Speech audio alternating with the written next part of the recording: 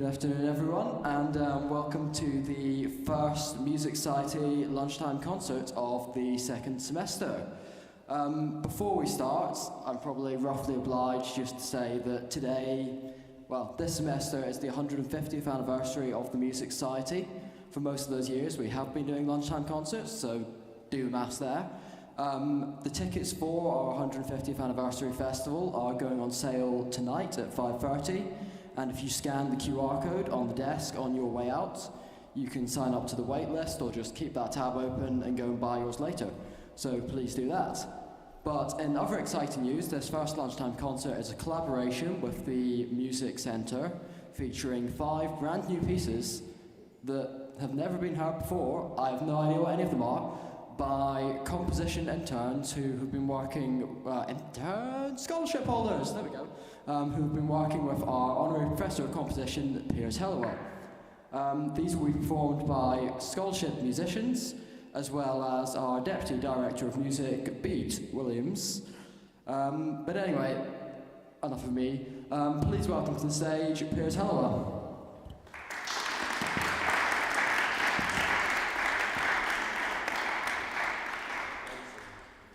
Thank you so much. It doesn't look 150. Anyway, it's wonderful to see such an amazing crowd here. That's so great. Thank you for coming. This is a kind of special, a first of its kind, I think, for us. So my role as a visiting composition professor is to get people writing, obviously, in, broadly speaking, classical music, art music, media, because that's all I know about. And we have, in the autumn, tried to put together some teams of composers, because the store of performers is so wonderful here at St Andrews. It wasn't really very difficult to find very intrepid performers who would come forward and join up with our composers. So you're going to hear 3 of these team collaborations supported by the research internship, and you're also going to hear 2 collaborations of students with Bede Williams. They were lucky enough to get to work with a really top professional trumpet player, and those make up the program. So there are 5 pieces, 3 student collaborations and 2 student with Bede collaborations, as it were. So I'm going to introduce them, but I'm also going to invite each composer to say a little beforehand, because I think we all really wonder what goes on in collaborations. I mean, some composers just write stuff and send it, and it lands on the mat, and the performer's stuck with it. Other composers kind of ask a lot of questions and write things and send them, and we want to find out which these ones are. So our first performer I shall introduce first is Harriet Pybus. So please give her a warm welcome.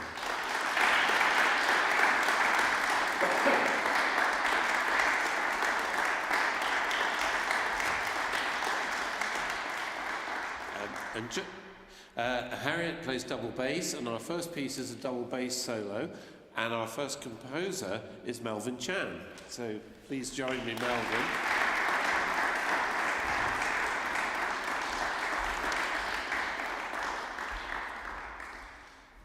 So, Melvin, you are widely known already as a pianist, but I think you were once, or maybe still are, a string player as well. Has that been a help? You don't play double bass. Yeah, I think that's true for some extent, but not. Yes, for playing violin, it does help a little bit, but considering the size, of course, you have the small string instrument and this large, huge instrument. And when I think about some ideas, I have to really think about the register of the bass. You imagine in violin, even in very high notes, you can play very fast with agility, but I realized in the bass it couldn't really do. But on the other hand, I think bowings of the violin, learning that helps. You know, down bow and up bow, and then the connection of the bows. You have light and heavy sound, and the sonority is a bit similar. Yeah, indeed. Now, your piece seems to me extraordinarily idiomatic for the bass, which is not to say that it's easy for the bass. I mean, it's a virtuoso workout, I think. It's a real contribution to the repertoire. So did you write it and then say to Harriet, well, here it is, or did you kind of have a tutorial with her first and then gradually work collaboratively? I actually had a meeting before writing anything at all, and I basically got a book with me and asked Harriet to demonstrate some perhaps extended techniques or just play something random from her repertoire and some crazy pizzicato techniques or whatever, and I would like mix the ideas and then combine them into my piece, and then refine it after some rehearsals. And is there a particular significance to the title, Veiled Speech? Yeah, of course. Veiled means covered by something, which I get the idea from the sonority of the double bass, of especially you hear it at the very beginning, the low E. I use the open strings, which really captures the dark sonority, and of course the double bass clearly demonstrates. The speech item is more of an improvisatory aspect of the piece. You have you listen to it, especially in the end, you will just fade out into nothing. Indeed, thank you. Well, I was going to ask Harriet one question, which is the piece difficult? But I think you can answer that one probably with a nod. So it is very demanding, but it's also extremely idiomatic. So let's hear Veiled Speech now by Melvin Chan.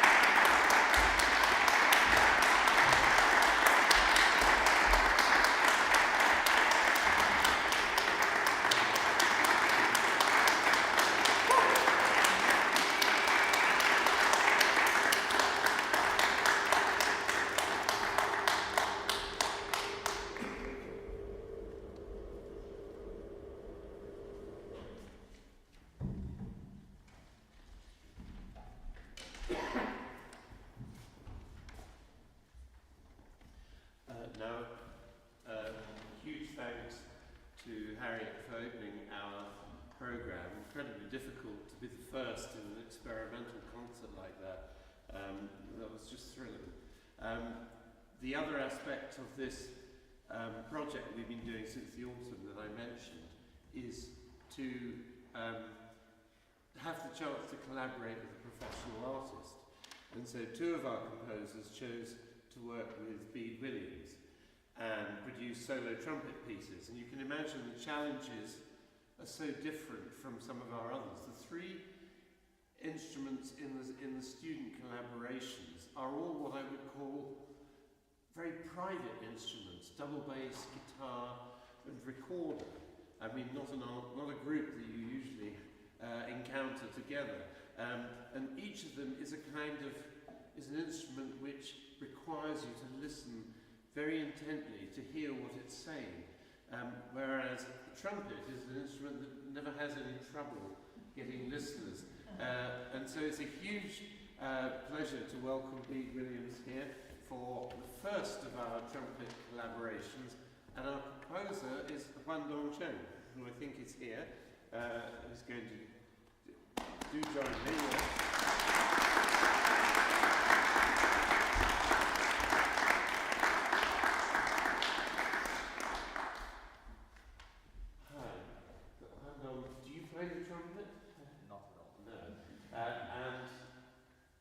This would be a first time for you maybe writing a solo instrumental piece, is that right?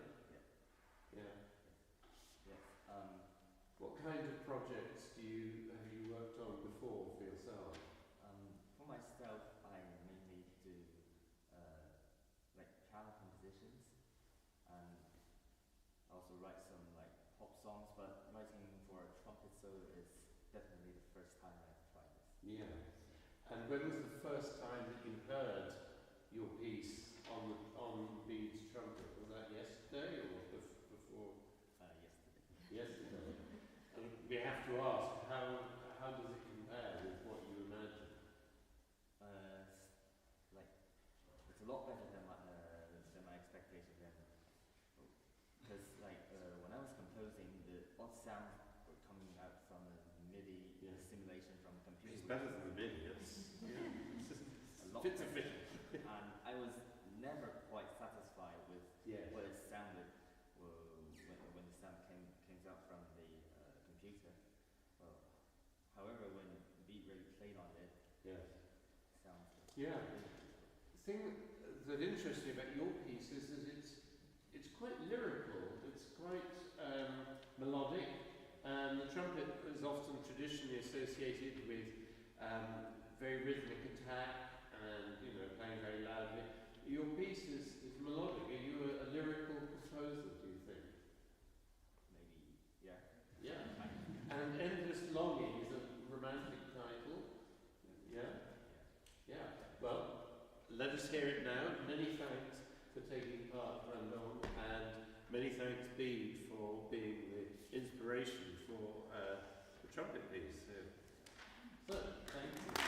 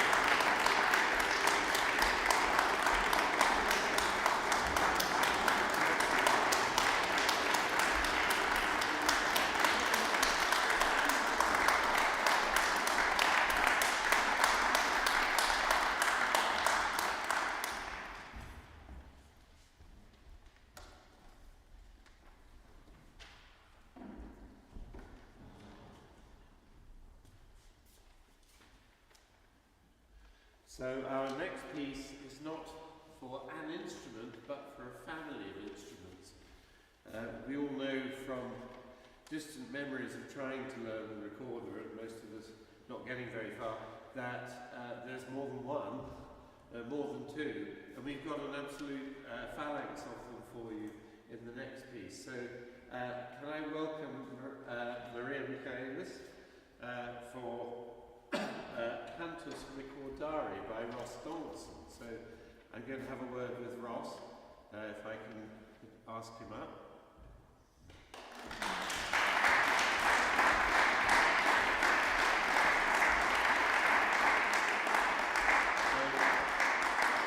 I think almost everybody will know Ross as a very distinguished horn player, but he is also an experienced composer, and he took on a very interesting research assignment, in this case of the collaboration with Maria on the recorder. Ross, could I just ask you how, what was it that you were discovering with this task? I mean, did you anticipate that you would have 4 or 5 instruments to choose from, for example?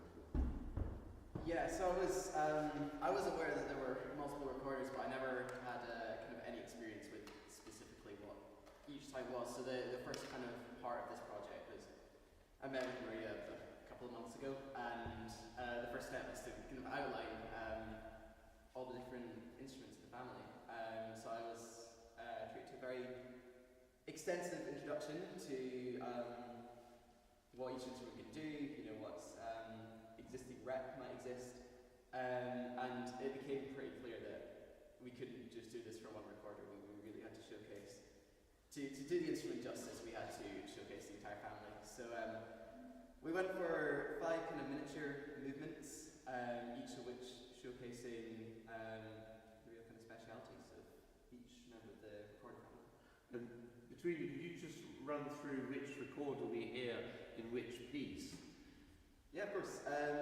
So the very first piece, we have probably the one that you will all recognise, the descant recorder. This is, probably what's in most people's minds when the word recorder is mentioned. Indeed.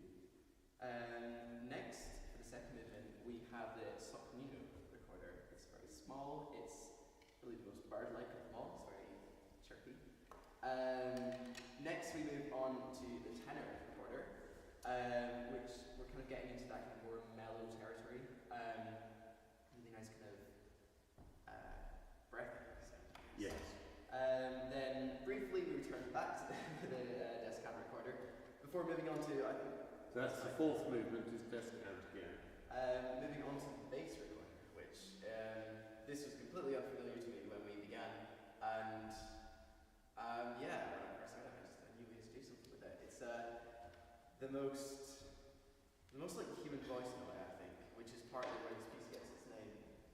It's very rooted in song, whether that be human voice song or bird song. And I'm right, you mentioned the sort of affinity of small recorders for bird song. You actually use some in one of the pieces, is that right? Yeah, so the 4th movement is it's a transcription of the song of the, let's see if I can get the pronunciation right, the Kwai-o-o bird. Sorry, that's not correct. Which is unfortunately now extinct, but we do have recordings of the last ever call of this bird. It was actually a 2-part call. One bird calls one, the other bird calls the other. But this recording, since this bird was the last of its species, has very uncomfortable silences in the gaps. And you'll hear where those. the reply should be. We've come up with some extended techniques to kind of simulate that eerie silence. When you said we've come up with some extended techniques, is that how it works? So your writing was very exploratory at various points in the recorders, but you didn't sort of imagine these and then land them on Maria. You kind of work collaboratively, is that right? Yeah, so this was one of the main points of collaboration. So in the first meeting as well, Maria showed me a bunch of the kind of extended techniques that the instrument's capable of. And then I went away, wrote some, came back, realised that it was not feasible recorder writing. So we then expanded from there to kind of work out what was comfortable and playable on the instrument.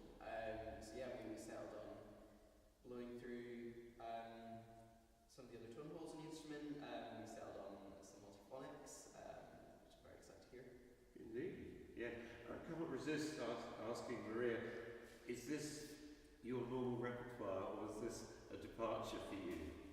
I play a lot of Baroque music. I've dabbled in sort of alternative techniques, but I'm definitely not. It's a departure, yeah. Well, bravo. Yeah, fantastic. Well, thank you very much, Ross and Maria.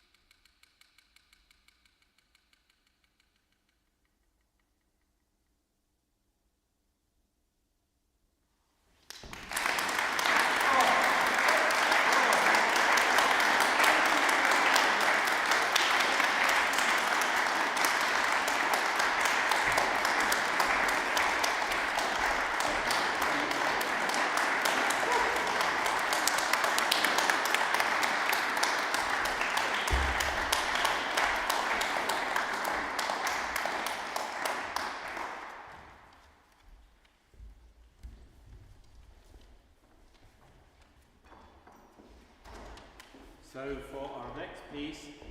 It's a great pleasure to welcome Oumar Sagna to the stage. Let's start with and our composer is Stewart, who I think is here. Yes, Caleb, come to join us.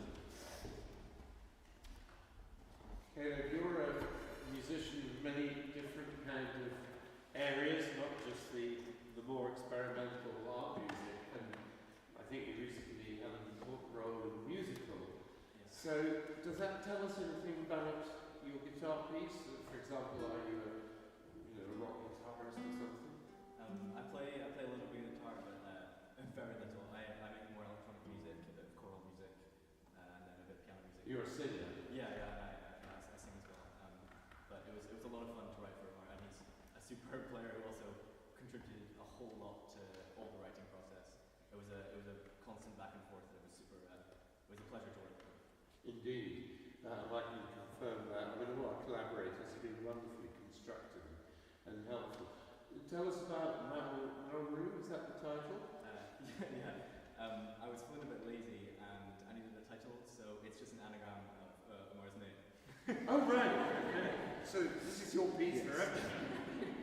Fantastic. I would suggest that it has a contemplative, lyrical kind of feel. Is that right? But correct me if not. Yeah. I mean, I was kind of like looking at a few different types of music, like kind of a mix of somewhat kind of Spanish guitar with also looking at some like minimalist Steve Reich type stuff. Then the Latin music I was looking at. I'm gonna butcher his name, but Luis Bonfa. It's very kind of lyrical music, and also like his versions. He has like guitar versions of songs with lyrics. So it's kind of Sure. Well, I think I'm going to say it's a substantial piece with its own style. So congratulations. So thank you very much, MAORU, by Caleb Stewart. Thank you.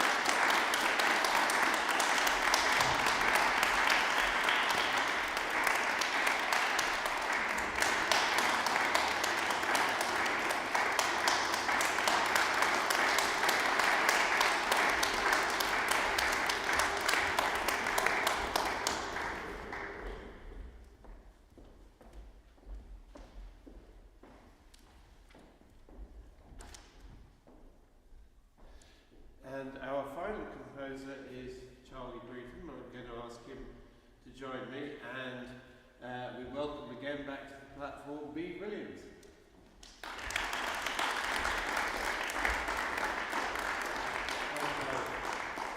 So we have two trumpet pieces, and I'm going to suggest there's a kind of a happy contrast between them because they both take a different approach. So it seems to me that Yuangdong's piece is this wonderful lyrical outpouring with a single kind of reflective mood. Charlie, your piece is more a kind of series of snapshots and contrasts, and I think you, whatever went on with the composition of those, I think you likened those to something to do with our climate around us. It's a winter piece, is that right? Yeah, it's called Snowscapes because it kind of like describes various scenes that you might find in winter. So, but also contrasts those scenes. So it kind of, you have like a scene of a bright snowy landscape, but then comparing that with being inside, cozy by the fire kind of thing. And trying to get that, especially on like one instrument, trying to get that contrast is quite interesting. Yeah. Well, talking of contrast, I was going to ask, did you start off thinking of the trumpet more or less as kind of one thing, or were you aware of its diversity? Because you're going to hear quite a few different sounds in this piece. Yeah, I mean, I did lots of research on it, and I didn't realise the sheer capabilities of the trumpet. Like, so many techniques that I've just never heard of, and different mutes as well, which are... Indeed. Yeah, fantastic. Thank you very much, Charlie. As this is our last piece, I'm just going to say that this is not the end of our composing year. We're kind of halfway through, we hope. And that our plan is to continue to draw in students to write for a wind duo for clarinet and bass clarinet. So if anybody is interested in that, please speak to the master trumpeter, who also has an administrative role in this. But it's very important to us that compositional activity is going on, and we hope to be able to continue this amazing high standard that we've had today. Thank you to Charlie and to our other composers and to the wonderful performers who collaborated with them. Thank you.